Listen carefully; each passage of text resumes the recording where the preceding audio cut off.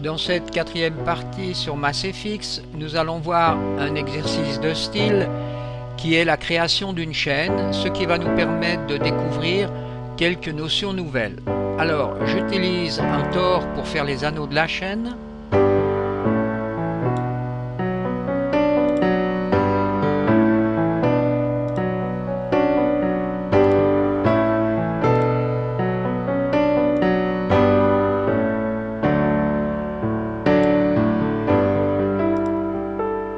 J'effectue une copie.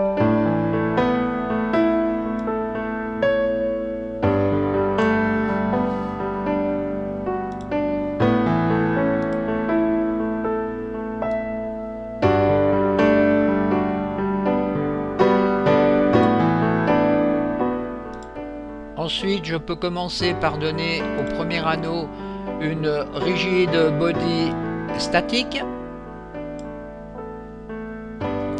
Et là, on constate une première chose, c'est que vous voyez ici, on a donc pour la collision, la forme est convexe.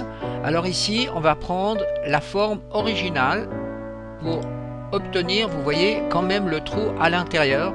Autrement, l'autre anneau ne pourra pas glisser dans le premier anneau. Ensuite, pour le deuxième anneau, je vais mettre rigid body dynamique sur le deuxième anneau. Et là, de nouveau, on a ce fameux problème ici pour la forme. Alors, il va falloir procéder comme cela. On va mettre type concave. À ce moment-là, vous avez un nouveau menu qui apparaît et vous faites générer. Et voilà, maintenant on a créé donc la forme correcte. On peut donc maintenant lancer une première simulation.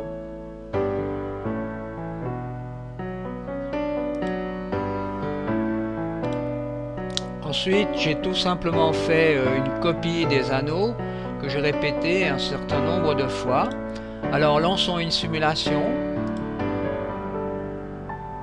Voilà, la chaîne tombe sur le sol puisque l'on a ici utilisé la grille virtuelle. Alors on peut la désélectionner, on va se mettre de nouveau en mode perspective.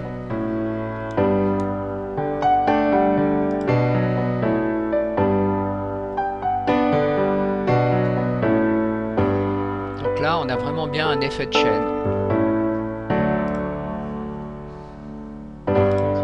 Ensuite, on peut rajouter donc une sphère au bout de la chaîne, donc une boule. Cette sphère sera en rigid body dynamique.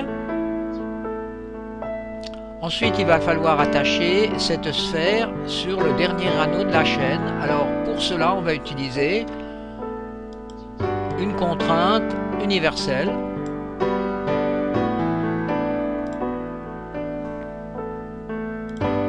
Le parent de la contrainte sera donc le dernier anneau.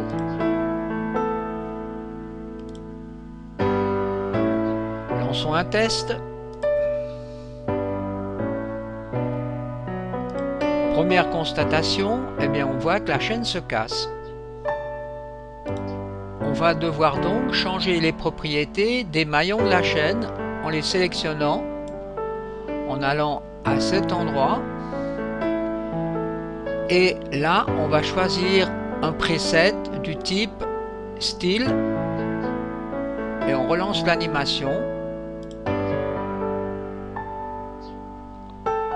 C'est pas tout à fait encore bien. Je vais donc changer la masse de la boule en diminuant la masse de moitié. Alors je vais mettre par exemple ici 50. Et je relance un test. Donc voilà, donc c'est correct.